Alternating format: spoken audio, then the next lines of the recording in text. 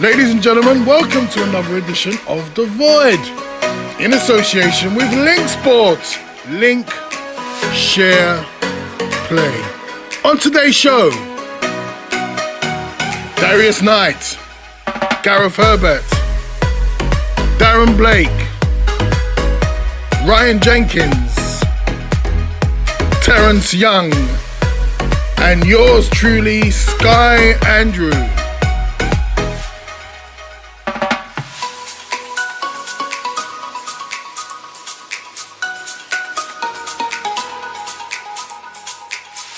So the theme of this show, we're going to be talking about why players stopped playing and left the game.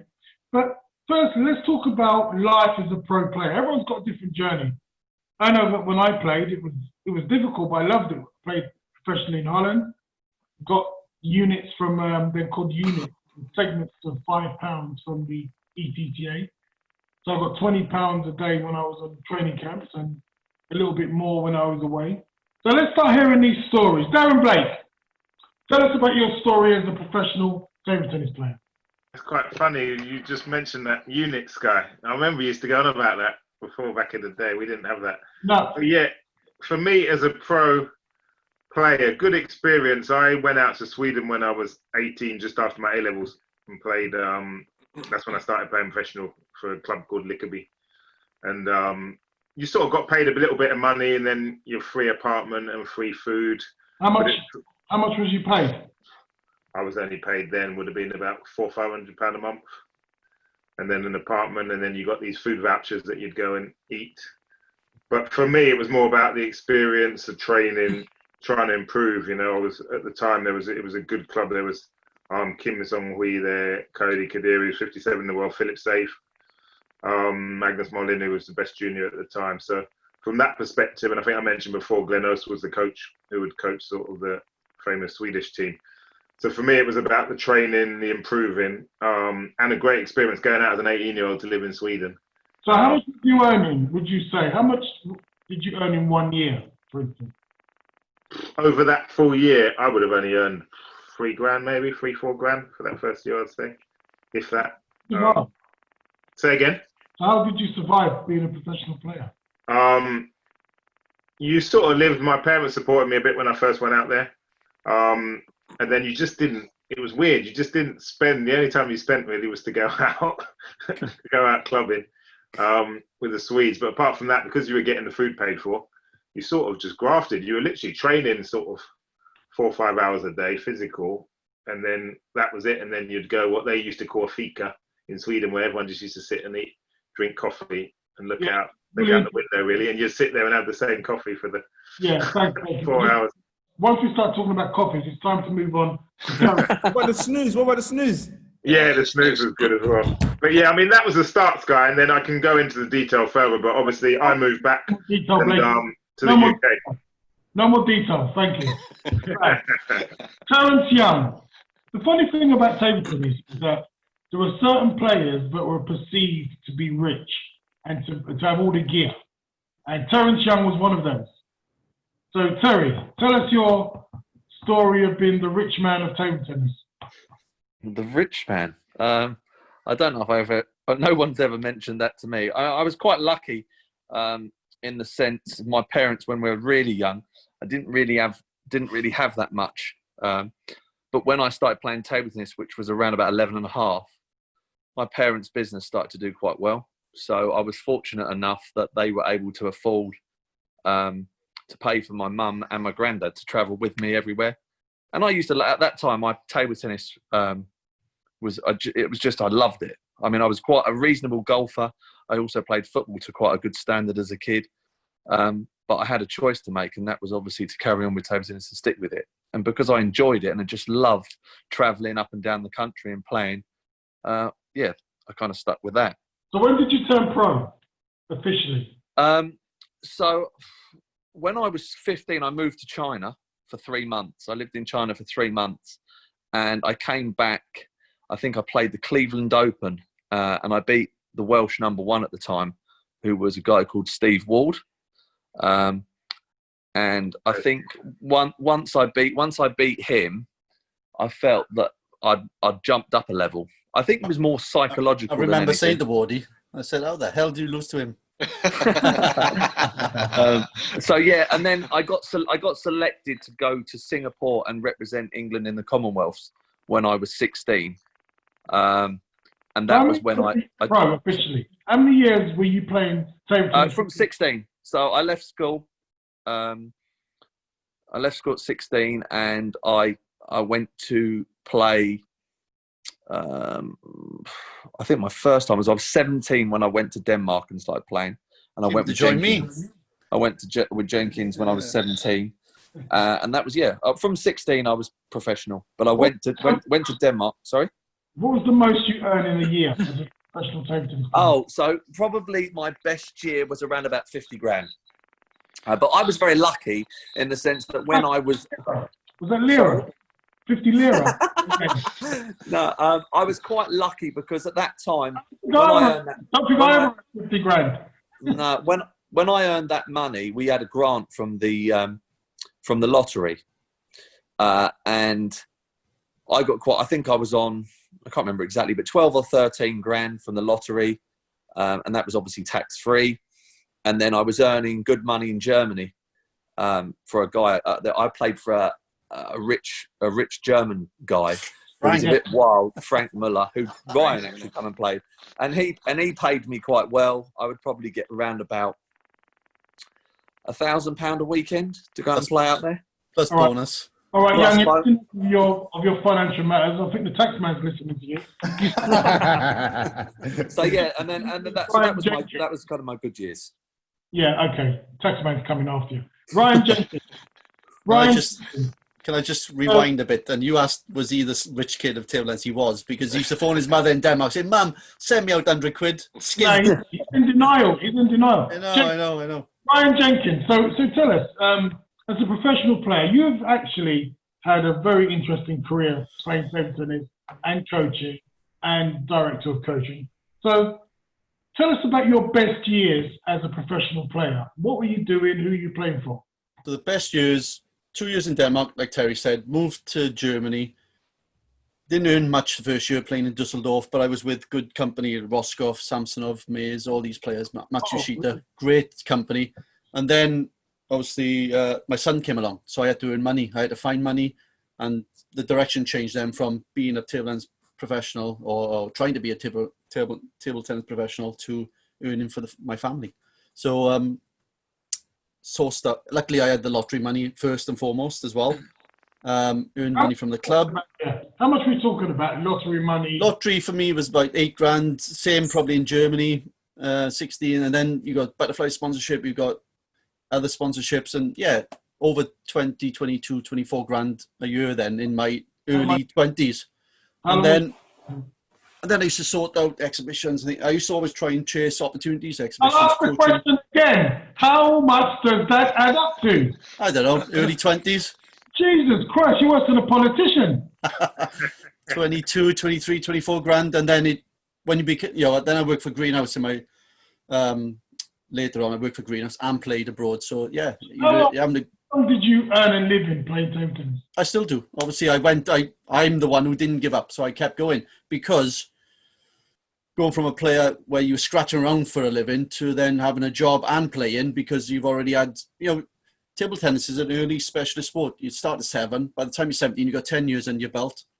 You can then live off and coach and live off your past sort of time in the game. So you don't have to practice as hard then, because you've already done it in the past, my time in Denmark and Germany. Ryan. On to Gareth Herbert. Thanks for that, Ryan. On to Gareth Herbert. Gareth, you retired quite early. Was that because you made enough money to retire, or what was life like as a pro player? Was it financially good? Was it difficult? Did your parents support you? Tell us the story. Like I think I said before, it was never really about the money for me. Why I quit. I spent a lot of time with these guys. I'm not about quitting yet. Too early for quitting. I want to know your life as a pro player. Okay. So I found it quite tough. I found it quite tough, and I think it's because when I was a little bit younger, I sort of given up all the sort of doing stuff locally with friends and stuff, and I played table tennis. That's what you almost said then. You almost said you gave up women. But then I didn't do that. So thank God you didn't. Yeah, but like I spent so much time playing table tennis that, you know, as a kid it was school and table tennis. So when I went to Nottingham, I think I enjoyed it. I really enjoyed my time in Nottingham, but I think a part of me sort of missed that social aspect when I was younger. So I found it really difficult, you know, if I'm being honest, to balance the training with the social aspect. I was around players who trained really, really hard. If you took me outside of the academy and compared me to other players, I probably trained reasonably hard. But with the people there, I found it quite hard to live up to the intensity that they trained at. And I felt that I needed a bit more of a balance socially as well. So I did find it quite tough. How did you make it to carry on playing professionally? Sorry, say that again. How did you make a living? How did you earn your money? Yeah. Similar to the guys, I had a lottery. I didn't get as much. I was a bit younger than Terry, so I didn't get quite as much as that. But when I was playing I played in France, I played in Germany, and then actually towards the end when I was playing in Austria, I got a good contract in Austria for my level at the time. Big contract, and don't do a rhyme on me. No, I played 12 weekends.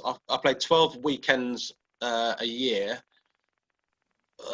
It was something like 14,000, but for 12 weekends that was quite good. We played 2 matches.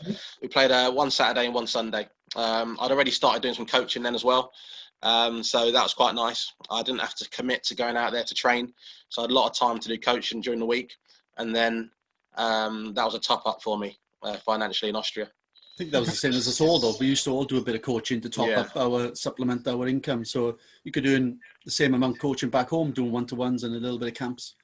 And that's what it transpired to then. I remember a famous coach saying to me, you know, life can be really good as a table tennis player. You know, he's playing for 15 years and you do a bit of coaching. Okay, he was Welsh.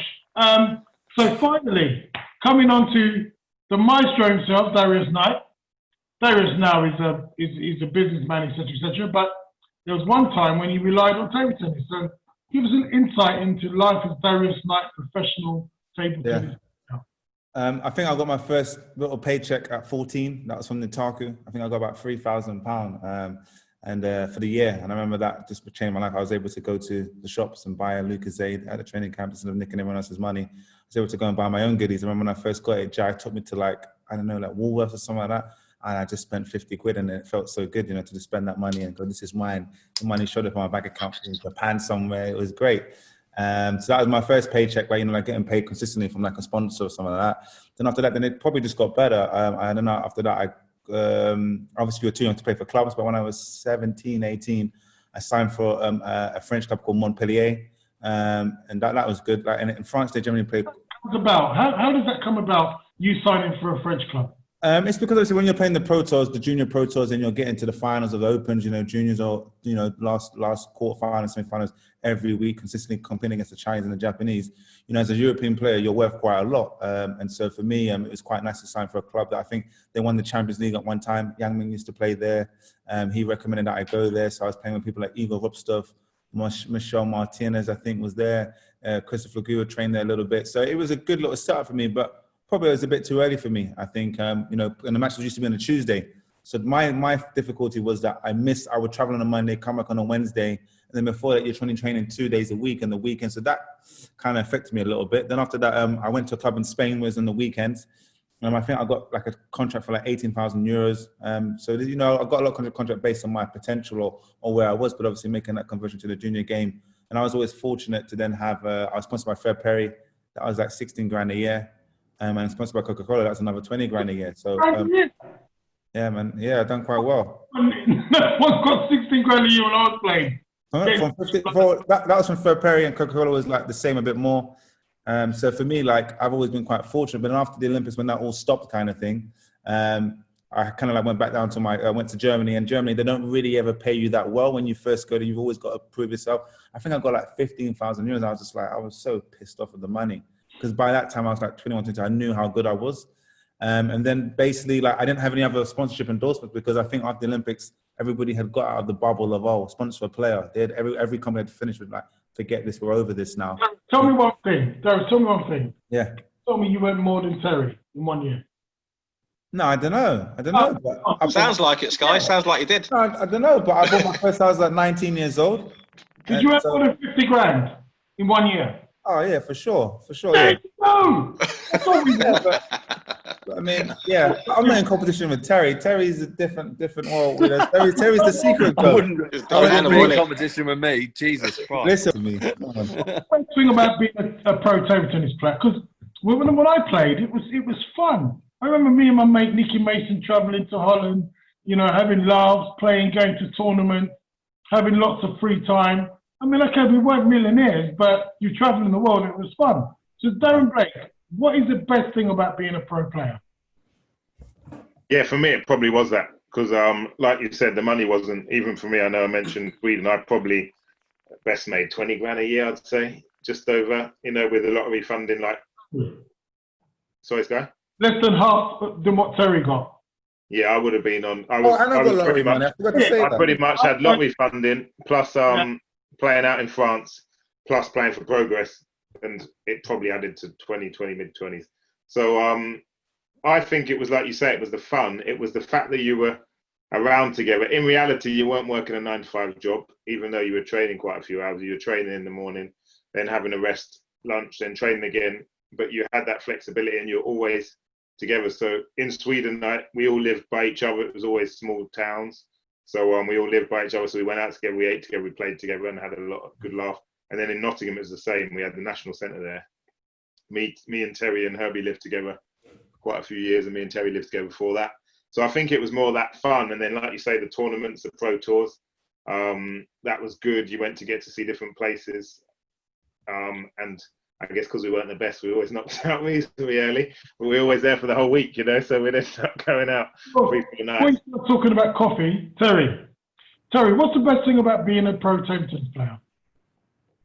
Yeah, similar to what the guy said. I mean, I think as an individual, as a sportsman, if you've got a competitive side to you, the fun of playing and traveling is a real plus. I mean, in the end, it can be a bit hard work, but when you're a young lad and you're traveling to different countries, which most people of our age don't get half the opportunities to do that. You know, someone's paying you, or it's free to go and stay at a 5-star hotel in Malaysia. You're playing a tournament for a week with your best friends who are all like-minded. You're obviously all trying to compete, but if you do lose early, you know that you've got some time to spend and relax in a really nice environment with people that almost like family to you, you know. I mean, I'm an only child, but I was quite close to my cousins. So the guys, Herbie and Darren and those people, they were like my brothers, you know. So it's quite good that everyone stayed in contact with each other now, even on this call. You know, when we go up to see Leroy in a couple of weeks, everyone still keeps in contact. We need to get Leroy. We need to get Leroy in on the app, don't we? Really? Let's get him in. I mean, I don't speak to Jenkins that much, but when we do talk, if I don't speak to him for 6 months or 9 months, when we start talking, it's like we haven't been apart, and it's the same with Herbie. Did you say Leroy or Ryan? Do you mean? Well, yeah, Leroy a little bit different. I mean, and Herbie a little bit. But yeah, it's just, you know, it is a nice lifestyle to do that, and you're not governed by a 9-to-5 job, and you are doing something. You're keeping yourself in reasonably good shape because you're doing something that's healthy, a sport, and you're getting to travel to different places. You get to meet all different types of people. And from our side of things, we didn't really do much fun. We didn't really do that great on the table. We could have done probably better. But outside of that, we did have a lot of fun. We probably wouldn't have had that same opportunity. Playing every day, Sky. Playing every day is nice as well when you see that improvement, for sure. Being able to play. Ryan Jenkins, is that the big thing with playing table tennis, the travelling, or is there anything else? Yeah, no, it's definitely a big thing. I wouldn't have gone to see Brazil or Japan or places like that if I hadn't played table tennis. But I was going to ask you guys how I stayed in the sport, and they didn't. And I think some of it is to do with... We're going to come up to that in a minute. And if you want to be the host, darken up a bit, yeah, and have no backhand, and then you're there, all right? Yeah, I mean, it's a good lifestyle, you're right. And it's, look... Sorry, Ryan, I'm cutting you off. You're trying to take over. Herbie, Gareth Herbert, you were someone that I would say had a bit of personality and, you know, like to have fun. Did you have fun when you played table tennis, Gareth Herbert? Yes and no. Yeah. And what was the best thing about table tennis then for you? Yeah. It's the same as all the boys are saying. I mean, for me, there's no better feeling than getting better, for starters. So like what Blakey touched upon there, you're playing every day and you're getting better. Well, that's a great feeling. Yeah. So yeah, you know, that's a good thing.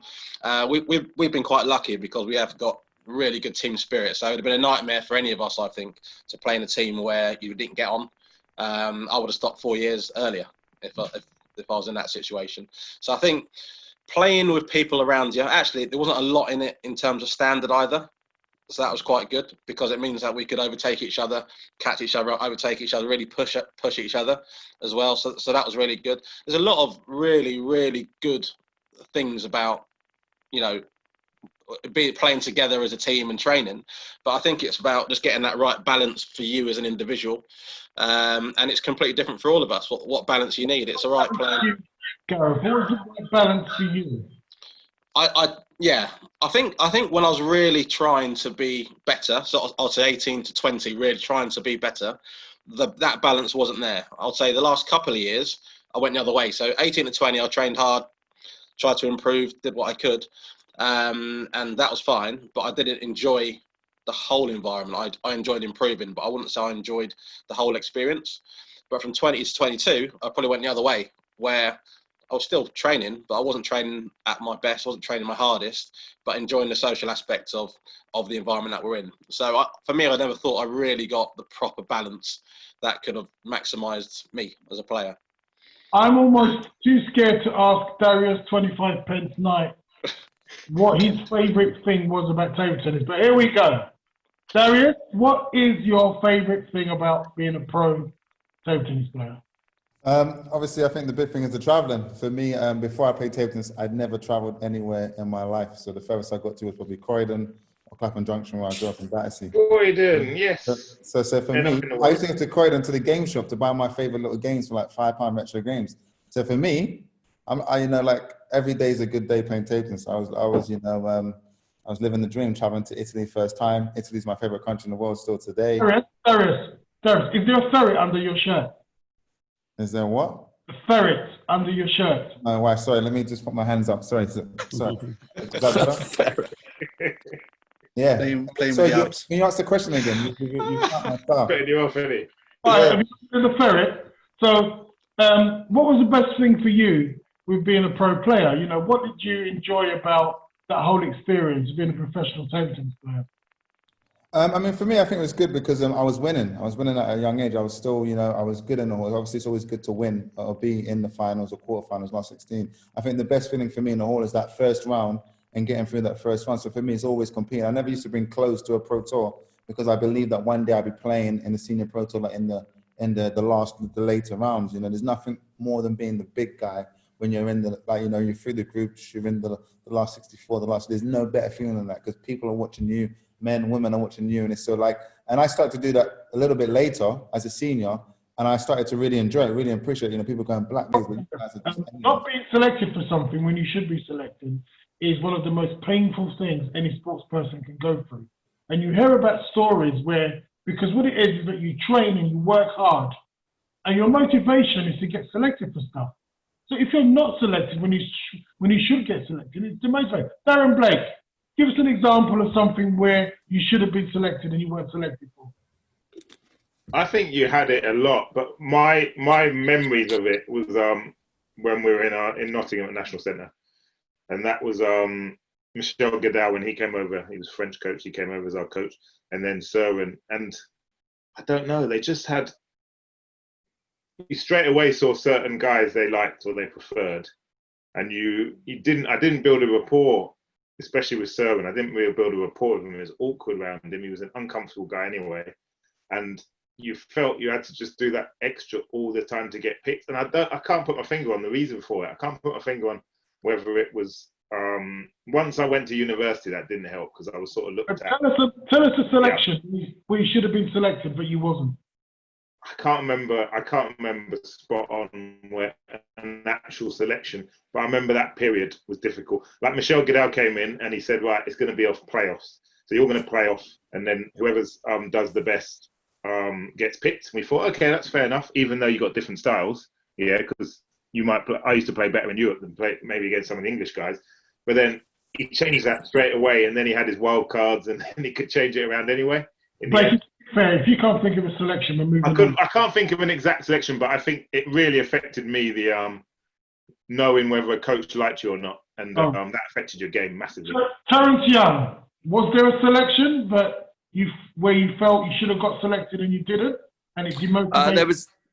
So to be fair, I was very lucky with selection. I went to quite a lot of tournaments, so I can't really complain about my opportunities. I just don't think if I'm being honest, I only probably really trained and pushed like as a professional for about 6 months, and that was before Bremen. But as a tournament, that one tournament that I felt that me and Herbie were both very hard done by was the Commonwealths in Malaysia. And me as a character, you know me, I don't beat around the bush. I can take a certain amount of shit, but I won't put up with it. I don't care who's in charge. And in the end, I had a fallout. The problem was it was puppets.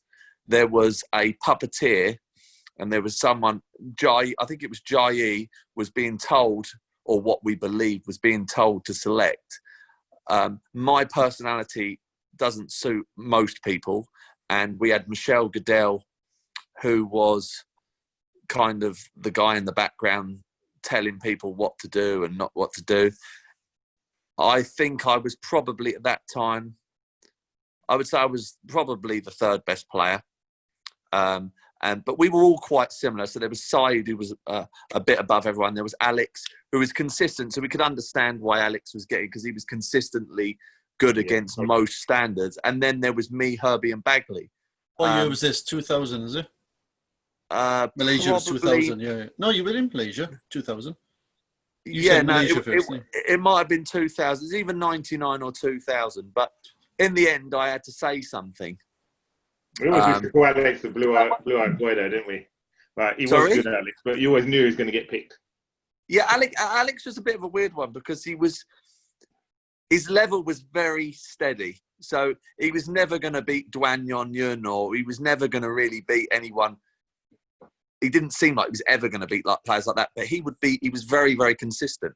You know, so you had to take your hat off to him. In that respect, he was consistently win against guys that maybe me, Herbie or Bagley could possibly lose to. So we understood why those two were bit. But Bagley got picked, I think, pretty much every game except one.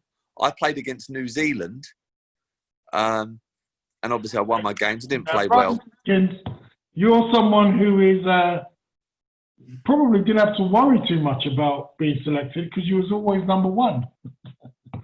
But was there ever a time when you should have got selected and you weren't?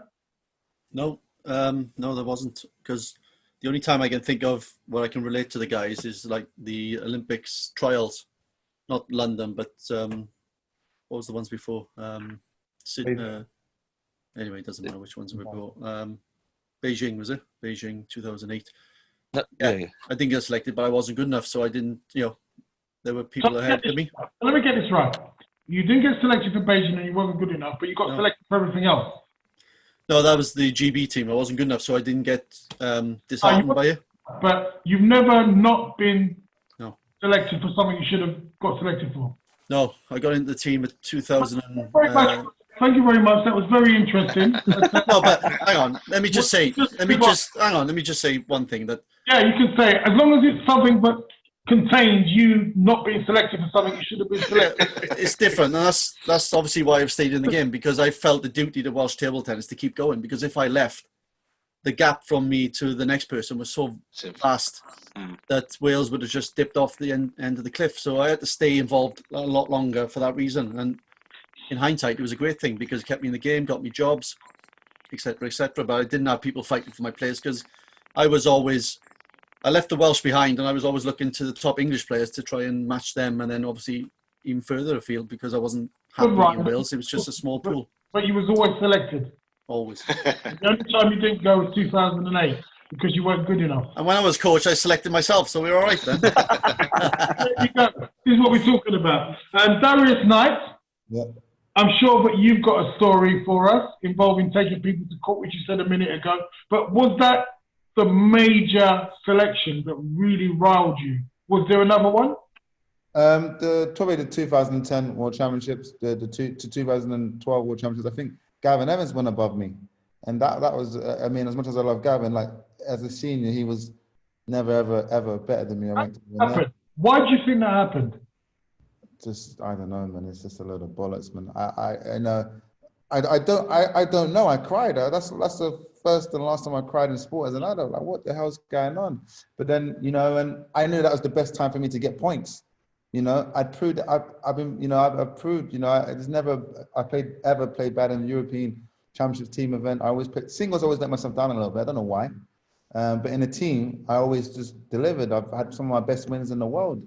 In a team event. I've beaten some top players that are now good now. I mean, I've beaten Apollonia in a Pro Tour event under 21s. I made the Pro Tour finals as an under 21. So like, I know that when I stopped at 23, like I just needed a bit more time to mature. I mean, for me, some of the guys matured a bit earlier, but it was a daylight robbery. A lot of it was probably clashes with Jai. But I mean, again, understanding people's personalities and cultures and where I was going, and I think that was one. And just I think there was no clear guidelines. There's no clear guidelines. I mean, you had someone like Danny Reid who's always consistent, but I think towards the end he went above me in the world. But in my eyes at the time, like my best friends, I think were generally better. Averagely I was better. That's my opinion. But I can't. I might not be right. I might have to look through every ranking list, et cetera, et cetera. But and obviously after that, I just thought, why am I bothering, man? I think I was quite smart. I could do so much more of my life. Okay. We're coming on to that. But yeah. What I will tell you is that it can motivate you. In 1982, they selected my mate, Kenny Jackson, ahead of me to go to the European Championships in Moscow. And I was so upset. I remember saying to my mum, they will never do that to me again. And they never did it again. They couldn't do it. I made sure that I was selected for every single major tournament from 82 to 94. Okay, but then for me, it was always me though. So like, if something happened against me, there was no one that could fight for me. It was only me. You can fight for yourself. But Fight for yourself, Darius. That's what I did. No. Of course, I can. As soon as having that support network helps a little bit, because maybe I wasn't smart enough for my chance to articulate my words and go, why is this? Why is that? I would just go and hide and think, F you all of you guys. But I mean, at the same time, I know that as a man, I brought myself on. I brought myself. Let's finish off this section with Gareth Herbert. Gareth, is there one major turning point where you felt you should have been selected and you wasn't? Yeah. It was actually the one that I thought Terry was going to mention. Obviously, when I was younger, I never used to challenge any coaches or wasn't confrontational or anything like that. There was this one time. It was actually, it ended up probably being the best thing for me. It was for the Commonwealth Games. For the Commonwealth Games, me and Terry found out by reading a newspaper the selection for the team. It was Matthew Syed, Andrew Bagley, and Alex Perry. That was a team, and they said they would choose 2 players later on. But that year, that's how we found out. But that actual year was one of my best years in table tennis. So it was the only time I actually challenged. I organised a meeting with Soren Allen, who was the coach at the time, and Terry came. Do you remember, Tel? So we actually I remember it briefly. I can't remember it. We actually went and met with him, and it was probably the most outspoken I'd ever been as a player. And I said to him, "What is going on?" And they said, "Oh, we had to choose Andrew Bagley because he was national champion." We weren't arguing that. We had to choose Alex Perry because he's consistent. We weren't arguing that. And we had to choose Matthew Syed because he was number 1 in England. And we weren't disputing that either. The dispute is hang on a sec. If you take Matthew away, I was saying my results for the last year has been the best. Every tournament I'm winning big matches. So how have I not got selected? So we weren't disputing the fact of their selection. We were disputing the fact that we weren't chosen outright. So what happened is we had some players over like Hishi Wen, Yang Min, Lin Shi Gang. They came over, and Soren Allen said we're going to have some matches against these players, and I was on fire. It actually got the best out of me. So I was playing really, really well. Then we went to the Commonwealth Games, And actually, for the first few matches, I didn't get selected again. And I thought, hang on a sec, I've proved myself. Was this Malaysia? No, this was Manchester. This was Manchester. So at the start, I wasn't getting selected. And what happened was Terry and Bagley, I think you played against Trinidad and Tobago. Yeah. Remember? And they both Dexter. lost. They both We lost lost to Dexter Dexter. St. Louis. Yeah. And it wasn't. I got my chance by default there. They didn't play particularly well, lost. So I came in, and I played and I played really well. So actually, what happened was the fact that I didn't get selected actually probably earned me a couple of Commonwealth Games gold medals, because when I was challenged, I was normally better, and that was probably the biggest challenge I've had in table tennis. So yeah, it was interesting. It brought the best out of me. Right, let's go I on. can't even remember that, Bert. Do you not remember? I remember do. like it was yesterday. I remember the whole conversation like it was yesterday. To get into a conversation, let's go on to the main course. Darren Blake, why did you pack up playing professional table tennis? For me, it was, like I said, it was the level I was at career-wise compared to getting in the real world for me. So I had deferred my degree a couple of years already. I think I was supposed to go at 19. I pushed it back 2, maybe 3 years. And I just looked at it. I looked at where I was in the UK, where I was in the ranking. I was still going to tournaments and stuff, which was enjoyable, but I knew I wasn't going to get to a level where I was going to be able to play forever and make the type of financial money I would like. So I started I started playing a bit less, focusing on my degree. And then once I finished my degree and I went to start working, I just looked at the money I could make working, and I just realized I had to get into the real world, really. I thought at the time I would probably be able to keep my level at a decent level without practicing as much, but in reality, it's just not possible. So, How much, looking back, how much would you have had to have been earning for you to continue playing? I don't think it was, I wouldn't say it was about how much I would need to be earning necessarily. I think it was more knowing what level I could have got to. If I could have looked at it, and even if I was earning 10, 15 grand, but I was improving and I could see that I could get into the top 50 in the world, I could represent my country till 30. Even if I didn't make a huge amount of money, I would be prepared to do it, whether I had the chance to win Commonwealth medals, Top 15 in the World world. Champions medals. It was more about, I would have battled to carry on if I felt I could have had some real good success in table tennis. But I could tell I was just going to be an okay player representing England. I was never going to win big things, and that just wasn't enough for me, really. So I wanted to accept. Sorry? Was that difficult to accept? It was tough, yeah, when you've played through your growing up, taking it seriously. And I think the year when I went out to Sweden, I came back really improved. So I probably came back from Sweden thinking I was going to be a top player. And then I think I missed out on a couple. So I think it was maybe the Worlds, maybe in 97, was it, Terry, in Manchester? Where in the singles I did pretty well. I think I won my first few games. And then I gave Kim Tek-Soo quite a tough game. I remember watching that match, yeah. It was great. But I didn't get picked. So I guess that was probably one of those defining moments, Guy, when you mentioned about not getting picked. I didn't get picked for the team. So even when I did well in the singles, I didn't feel part of that England team. And that probably the time where I made up my sort of mind that in reality, I'm not going to be the top player I'd want to be. And I thought, I'd keep playing table tennis. I played for quite a few years after. I represented Jamaica for a few years. And then I also played for Progress, where we won 10 British League titles. So I still enjoyed table tennis. Sorry? You played for Jamaica. I remember that. Yeah, I had to wait for 2 years to change passport, and I played for Jamaica. And it was funny what Darius said about feeling bad, because I went out to Jamaica, played the Caribbean Championships. They paid first-class travel, everything. Great trip. And I was terrible, because I hadn't been playing as much. And there was like 10,000 people watching because it was the Caribbean Championships. And they were giving me so much grief. They were going, English! What are you doing? I was losing to players I would never have lost to, And that's the difference when you don't play. When you stop training, it probably takes you a couple of years to get used to not training. So you're actually worse.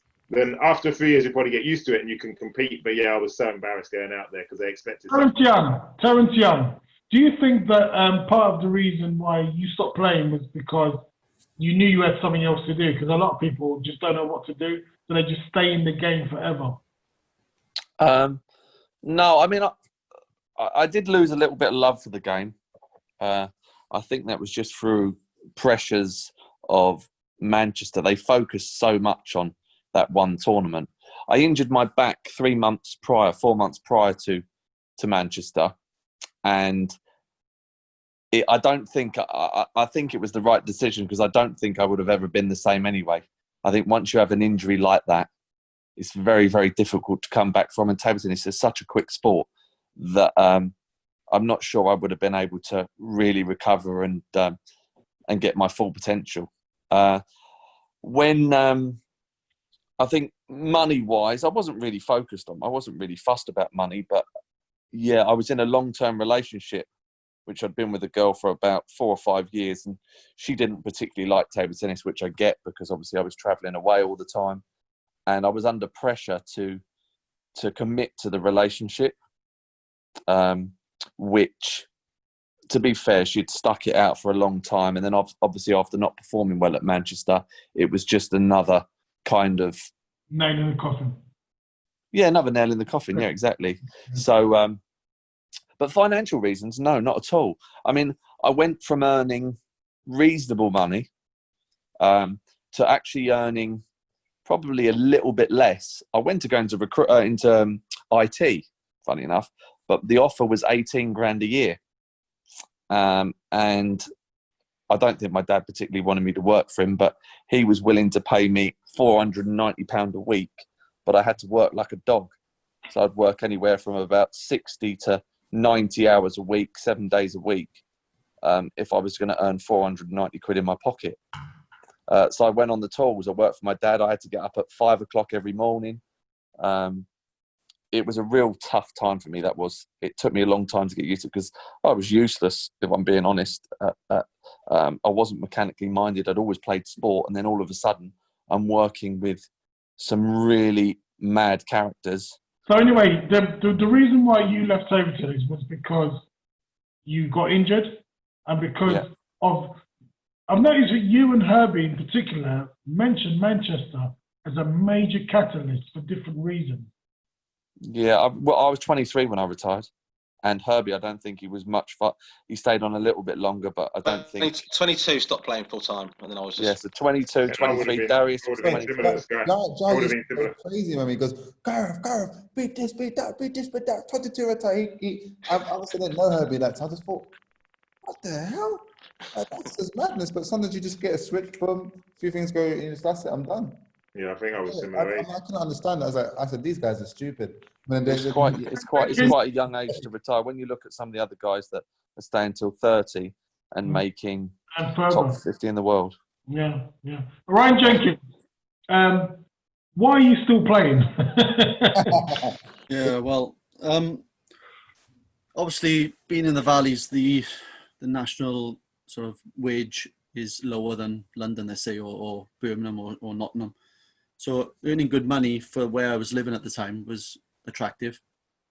Then I just fell into a job. I thought, right, I've played to a certain level, happy where I've got, but I know I can go further, 170 in the world. I knew I could be better than that, but I wasn't. Couldn't get to the tournaments, didn't have the funding to get to all the tournaments. So greenhouse job came along. I worked and played, earning very good money doing both. And then, I became national coach at 30. So getting a really good wage. Sort of numbers are we talking about, and you're not allowed to divert? No, 40 grand for being national coach, and then playing in a club and playing Grand Prix. I've worked out, just there on the calculator, I must have earned about 30 grand from playing Grand Prix over the years. And that's 30 grand more than Youngie. You must be very happy. Yeah, it's a lot of money. Tablelands England have done good, giving me a lot of money for my first deposit on the house. But that's why I stayed in. I went back to uni, got my degree. Grand a year, seriously. Sorry. It's a lot of money to be earned. But it is. So I invested in properties. I got a few properties and different things, and investments in stock market and whatnot. So so you've got to invest well. Otherwise, if you squander, which is easy to do, buying Porsches and this sort of thing, you've got to be careful what you spend your money on. You've got to invest well. Designer clobber. That's right. Well, don't you worry, mate. Designer club. I was always careful where to put my money, because there's a limit. You stop playing at 35, maybe something like that, and then you have to think about your future, which is where I am at the moment. And this is what I've been trying to tell footballers for the last 25 years. Darius Knight. Yep. So what was the reason? And I know that you're a type of guy that likes to give us different reasons and mess us about. Especially when we're asking you, what's your top five? Well, I haven't got top five. I've got sort of a 3 and a 2. And you put them 2 together and then you get a 1. You had 6 last week. What was the reason why you stopped playing Darius Knight? A few things. I think obviously I saw that, being honest, I realized that like the sport wasn't going anywhere. So I don't like to stay in the ship when it's sinking. So the sport wasn't going, and I think... That's a tough thing to say, Darius. Pardon? What made you say, what made you say that? It's a pretty rough thing. The whole management change as well, new people coming in. For me, they didn't have a clue what they were doing. You know, I seen that after the Olympics, it was all a bit of a big facade kind of thing. It's real, but it's not real. All the companies had finished with you know, the sponsorship, you know, to be part of the Olympics. And I just felt like these guys don't know what they're doing. So I can't put my life in your hands. Who didn't know what they're doing? I would say the association. And obviously just my kind of heartbreak with the 2014 Commonwealth Games. I just thought, you don't know what you're doing. So my goal was to say, I'm going to show you guys that I don't need you. I think the time I had a fallout with Jai, everybody. So I just thought, it's everybody against me. So I just thought, okay, you're not going to see me again. But I'm going to just start doing something that I know safely. So I started coaching. I grew up in Battersea, and I didn't realize that Battersea was a lovely place. I came back to London. I thought, how am I going to buy a property in London? By getting 15,000 euros a year and spending that back on my flights and trying to be a better player and paying Pro Tours. You know, I got a little bit of resentment that the coaches were getting paid the salary and we wasn't getting paid anything still. And my brain couldn't work that out after a while. And they can just pick and choose and do what they want to do with us, where we're the players that are running around working. I just thought, you know, I put my life in your hands from the age of 12. I didn't finish school for Tapers England. I've given you a lot of results. There's no security for me, you know? So I just thought, okay, I want to start coaching. I still don't have a coaching Tapers license ever. So I don't need one to coach. I've been there and done it. And so I started to get schools in London. I worked out if I charged per kid, I could make a load of money. I got one school across the road from my house. Started to get £300 to £500 a session, 1 hour a day. So my brain thinks, okay, let's get 20 of these. It's an interesting dynamic you just said there about the security of being a coach and the insecurity of being a player. Yeah, that's a good point. I hate it. It made me hate them. You know, like, you know, when I'm aboard, my bills don't change.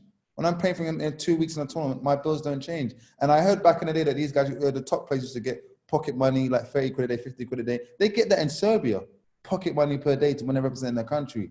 We don't get that for paying for England. So for me, this resentment that you started to feel for the governing body, was it over a period of 1 year, 2 years, 6 months, 3 months? How long was it? No, I think I just woke up, and I think with the Commonwealth Games kind of thing, I just feel like you guys, I'm just your little toy, you know. I'm not valued, you know. I'm not, you know, like I'm not national treasure, you know. I mean, all of us plays, you know, not just me, all of us. Gavin Evans, you know. I just thought, I can't put my life in your hands, man.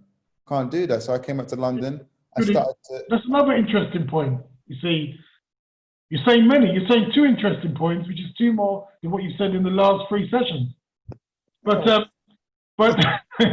joking. The intelligence comes out. But no, so basically, You said, I'm not going to put my future in your hands. And I bet you there's a lot of players out there where the coaches who were employed and in a position of security would tell players to play professional and risk everything. Yeah, no, it happened a lot. And from a coach's point of view, the coach is never secure because funding's never secure. So you're always valued on your results as a coach. And, you know, obviously the player's perspective is one I can relate to as a player, but as a coach, you've got to select the players you know will make a difference at that time. And it's very subjective. Yeah, really, you know, it is subjective, and people don't like when they're dropped and stuff. But I say to the players that I drop, if you would make a difference to my team, you'd be in the team. And that's what I feel about the certain player, and they won't like it. Obviously, you can never keep everyone happy all the time. Impossible. Yeah, but Ryan, this is ETTA Tennis England kind of thing. Jobs are always secure. You know, the job coaches always had jobs. You know, and a lot of it was coaches' egos. It was coaches' egos, and not, you know, as I look at, you know, watch the Last Dance documentary. There's loads of egos in that thing, but the coach has to manage that. The coach has to be better and be a manager, be a mentor, and grow with the players. Not just still dictating, going, black boy, go and run, go and this, go and do that. You can't have a girlfriend. Like, what the hell? That's the You know what I beauty mean? of sport, isn't it? Everyone's got Who's an that, opinion. Jai? Yeah, but I love Jai. He's not, Jai's not racist. Let's not get this wrong. It's not about Opinions. the point that you've got to grow with the players. And if you're not growing with them, if I can't have a drink with you at 22 years old, it's a bit strange. I get it. You've got your, I mean, as much as I love Jai, there's things that you just got to grow and like you got to understand, like HR. You know, if these things happen today, all these guys would be sued and probably in jail. That's probably a bit too far. Do you know what I mean? I remember that jail. Where I'm coming from, though. But there is It's a point of view, isn't it? there's definitely opinions. Do you know what I mean? You know, Darren, yeah? Darren, do you Yeah. think that the coaches were protecting their pot of honey and not helping the players earn more? I think there's always resentment from the coaches of what the players are getting as well a little bit. You know, one coach said to me, you think you're bigger than the team. I was like, I'm not bigger than the team, but tell me which guy's got a worldwide Coca-Cola advert. There we go, Darren. You know what I mean? No, but it's not about that. But it's not. I don't. Of course, I'm not bigger than the team. But like, guys, this is what it is. I don't want to do this stuff, but I have to do it. And you know, you have to just congratulate and go, well done, mate. You're doing better for the sport. But that's no point for me. Is that like I just feel like, you know, like when I watched The Last Dance kind of thing, I felt like that was my life minus all of the famous stuff and being Michael Jordan and same with Paul, you know. And we were really bloody good. We were really good. Me, Paul, Liam, Danny, Gavin. We were really good and growing and getting there. And I feel like just with the right management, everybody would have stayed in it. You've just got So That is the one thing, to be fair. Sorry, Darren. Let's nail this, Darius. So, in The Last Dance, there was that group of great basketball players, and everybody blames the management and the owner for not keeping that team together. What you're saying is that your peer group, you're not saying you're Michael Jordan and Pippen, you're saying that you guys are brilliant, and it's the fault of the authorities that they didn't inspire you or give you the right carrots for you to keep playing. Yeah, well, no one said to me, Darius, look, we need you back, or what's going on, and we need you for the team. That's what I was going to say. No egos. And sometimes I'm a young kid, I'm 23. What do I know?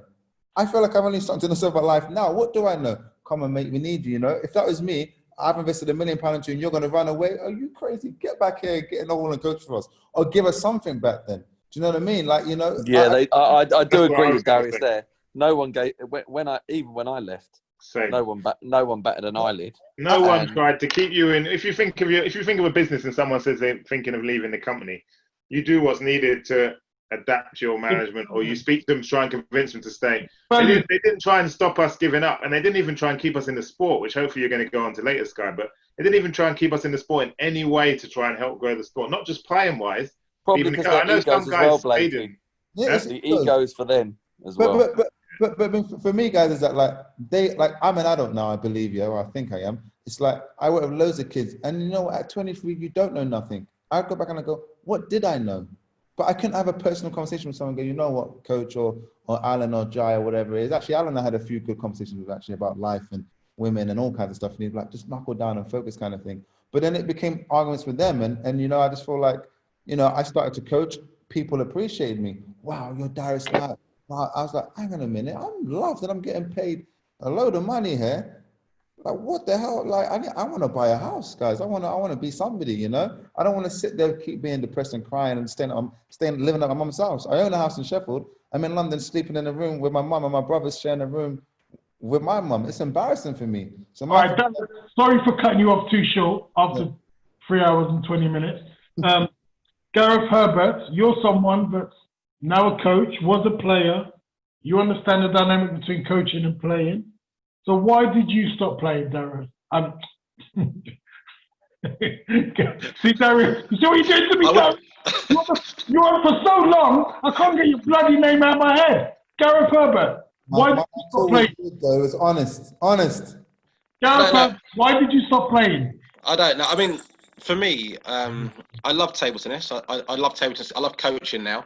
I love table tennis, but I think I also hated table tennis. But in hindsight, and I wouldn't have thought about this at the time, but certainly when I look back now, you said about that moment where you thought, you know, something's changed. I think there's been a few for me. And when I look back now, I think there's one, I won the Essex 4-star when I was about, 13. And Essex 4-star, just under 15. Not a massive top. Massive, Gareth. It's massive. Not best of all, right? But Hey, man. It's up there with Darius's Madeira Open. yeah, it's better than Madeira Open. Actually, I think we're in the final. Actually, it's not a bad win, mate. Of Essex or Let Madeira. Gareth talk, for Christ's sake. Carry on, Gareth. But I remember getting home, and I was really quiet on the way home. And I got home and said to my mum and dad that I was going to stop playing table tennis, and they found that really strange.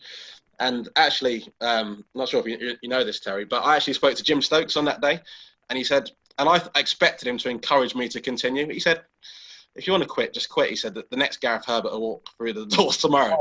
And actually, that was my challenge. Like I said earlier on, that was my challenge. I was like, hang on a sec.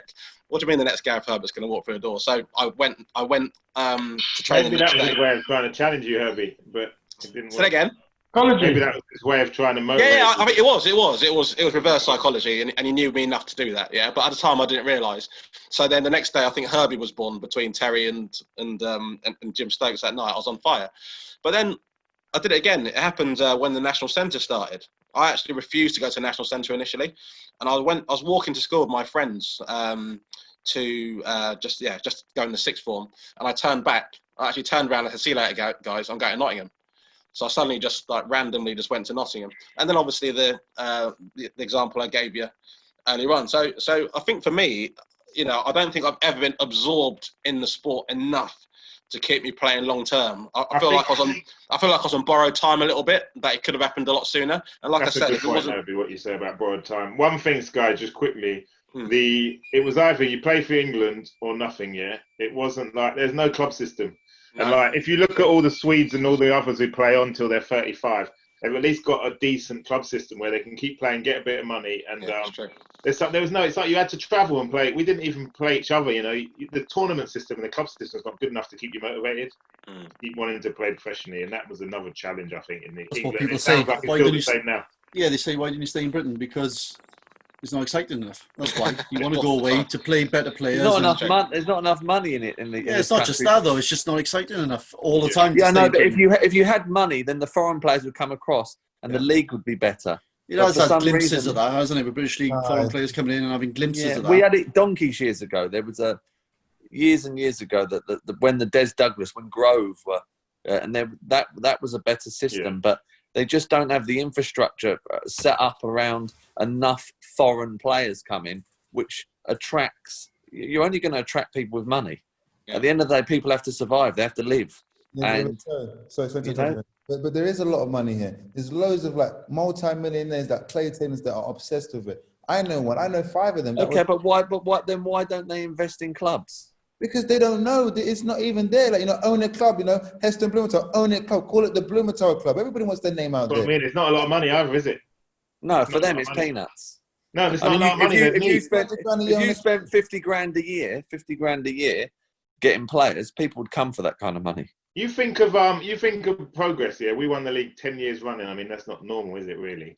And Kaufman, don't get me wrong, he put a lot of money himself into it and support. It wasn't big money he was paying us. But you think he was able to do that and get a team that won the league 10 years running, which shows how we did really well doing it, but it shows how weak. Yeah, but the league was shit. That's what I'm saying. I mean, I was hardly losing a game and I wasn't even practicing. You should be able to get some people with money to put enough in to excite a league where people would play in it. Make me head of marketing.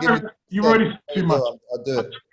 I tell you, I'm loving you, brother. But that's not just able to England, is it? That could be anyone. Listen, Indian Premier League at cricket isn't. It's people coming up with something that's exciting. Listen, what's a shame is that there wasn't a system so that people didn't go black or white. They didn't go, I'm stopping.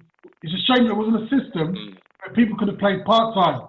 So, for instance, Darren Blake gets a job, but then he can play for Croydon Table Tennis Club. They pay 15 grand a year, supplementary income. You train twice a week in the evening. It was just play. No, but to be fair, I did do that with Progress, guy. I did play, and I was probably getting £500 a weekend or something. I think once you do that, though, Sky, it was such a low level still, But once you do that, you're pretty much giving up the ghost, didn't you? Yeah. No, if you go from full time and then suddenly say I'm going to play twice a week, you might as well give up. No, you're not. You stop trying to be good.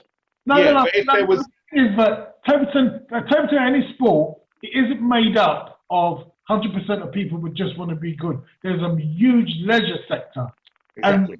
Yeah, I know, but that's for a different reason, though. If you're Terry Young, Darren Blake, the sport lost you.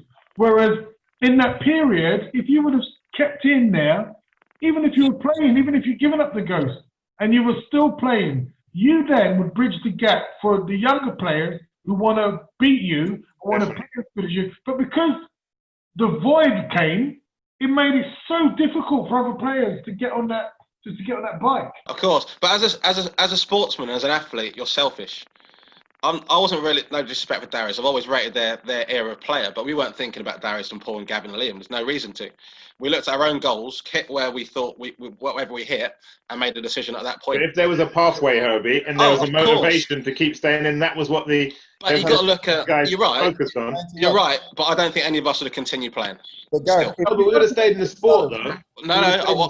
I got a different story to you guys. I did get offered. The people did ask me to stay in the sport. I just wasn't interested. And I honestly believe, Blakey and Terry, I honestly believe that if someone from England came to you and said, stay in the sport, play a couple of times a week, maybe do some coaching, I still think you made the decisions you made. I don't think it's that black and white. Maybe at the time, but you still could have brought someone back in a few years later, for example. Of course, yeah, definitely. Like me now. Some guys, you guys have stayed in. Darius still stayed in the sport. Sugru, they're still doing well, aren't they? They still stayed in the sport. So they have got some people in, don't get me wrong, but that's more because of things like Greenhouse, something that's done independently. There's only so many positions, isn't there? There's only so many positions, especially in Wales, but more so in England. There's certain positions you can take up. You have to have that managerial coaching head. Some people haven't got it. Some people haven't got the leadership. Some people can't deal with kids on mass, participation. Yeah, I can. I could be a coach of kids. I could coach. I could coach the England team. That's my exact point there. It's like if you at some certain point you make a decision, and you're right, Blakey. Maybe a few years later you can come back, but would you have really? But I'm not saying that I did coach. I coached at my local club for quite a while with Mike, and I didn't enjoy it, to be honest. I used to hate it. So I'm not saying I would have been difficult. I could have been in for something else, like marketing or something to grow the profile of sport. You know, there's a shame that as a player, it doesn't have to be as a coach or player. After player, there's coaching. It's a shame that there's not commentary, there's not talk shows, there's not other things that people could excel at, not just coaching, because there's only one avenue at the moment to stay in the game, past playing. Herbie made a very good point. Herbie said it's selfish to just stop playing, and it is. And I'll tell you something, it's down to the authorities to say we need Gareth Herbert to stay and to play semi-competitively to help the younger players see something, see a level where they can reach to. But when people stop playing, the young kids don't have anyone to aspire to. The gap is too big. So if the authorities created I know Herbie says you give up the ghost, but for the sport, you need your Terry Youngs, your Gareth Herbert, your Darius Knight, your Darren Blake to stay, play semi-competitively to help the next generation. But unfortunately, that's how it is. So we're going to finish now, guys. I want one-word answers. And this is the question. The question is, who do you blame for you stop playing? Do you blame yourself? Do you blame the system? Do you blame the selectors? We know Darius's answer. No, you don't know my answer. I know my answer. First. Yourself, the system, or selection? Myself. No, not you. I was asking. But anyway, you've done that. So you blame yourself. Yeah. Okay. Gareth Herbert. Myself. Terry Young. Myself. Darren Blake. Myself and a bit of system. Interesting, isn't it? It just shows what I'm saying. No, I would say 50-50. I'd say system is a big part of it, to be honest. Ryan Jenkins. I don't blame anyone. I'm still in the game, boys. I'm still going. Get in there. What about you, Sky? You went on well, long, didn't you, Sky? Well, the thing is that mate, one word answer. Shut up. Yeah, one word answer, please. Go on, Sky. We'll let you talk a bit. Go on. You're joking. You ain't shut up. Sorry. Can I say one thing? I've signed for a club next year. I'm playing again next year. Are you serious? Playing again next year. Right? I'm back. Where are you playing, Jake? I can't say yet. I'm back. What, in England? I certain people in the game. Oh, we need to start training again. He's going to the drums. Ormsby. No, the drum. Back. Boy, Go on, Sky. boys, I think there are certain people in the game, when they're playing, even when they're playing, they know that there's something else for them. And there are certain people in the game that don't think there's anything else for them. So there are people that are just in table tennis where they just think, do you know what? I don't want to risk doing anything else. I just want to. But there are certain people like Darius, for instance, who's an extreme example, who even when he was playing, he knew he was going to do something else. He knew he wasn't going to be playing table tennis at 38, 39, 40. But it's funny how you guys have criticised selection, the system and everything, but when it came down to the big question, all lied and said it was down to you. Yeah, because I didn't blame the system. No, I didn't. I didn't blame the system. No, but Sky's saying you're lying. Sky's saying you're lying. You don't believe that deep down. No way Darius can sit here and say he's blaming himself. Darius, To be honest, the reason when I say... When I talk my talk then, it's because I was always up there with Paul number 1 and number 2. And the moment I become number 3 and number 4, I allow it to be, I cannot be selected. So for me, if I'm being like the top 2 now, I'm now number 3 or 4 or number 5. So I've allowed myself to slip down, whether it's my mental stuff, whether it's me not focusing. So that's why I say that, because I did have opportunities. I'm not going to lie. There's some things that's unfair. So I'm going to say myself, because if I just won everything or played better, then there's no one else to blame. You can't ignore. My mom always said to me, that if you're number 2, there's always discussion. When you're number 1, there is no kind of if and buts. So that's what my mom always told me. I remember that's the only thing she ever told me. But the system in our generation, I do think, because when you look at the difference when, say, having a national centre from 10 years old, the level that the players come out at, there's a desire to keep playing. So that, I think it's a bit of a mix, to be fair. It's definitely a mix. But I do think the environment, if the environment is good and it's set up in the right. See, I always believe that influence comes from the top. Whoever is running the sport or is selecting players can either motivate or demotivate. And you can create an environment where players want to be around, want to stay in the game. They want to coach, they want to help. Del Bosque, if you've read my book in your world, Del Bosque, he wasn't a genius. What he was the guy that created an environment where all those players wanted to play for Spain. All those players wanted to stay around. All those players enjoyed meeting up. And if you break it down, it's from the people that run the sport and manage the sport and coach the sport. It's those guys that have got the influence to create the right environment for players to want to stay. And if you listen to all of you talk, there has been some form of alienation. Thank you for listening to The Void. Ryan Jenkins is trying to stop, but no, we're done. We've been going for too long. Thank you to Ryan Jenkins. Thank you to Gareth Herbert. Thank you to Terry Young. Thank you to Gareth Herbert, Darren Blake, Terry Young, Darren Blake. I'll say your names all over and over again. He always leaves out you, Darius, doesn't he? Poor Darius. Madeira Open. Time, man. See you next week. Madeira Open champion. Bye, guys. See ya.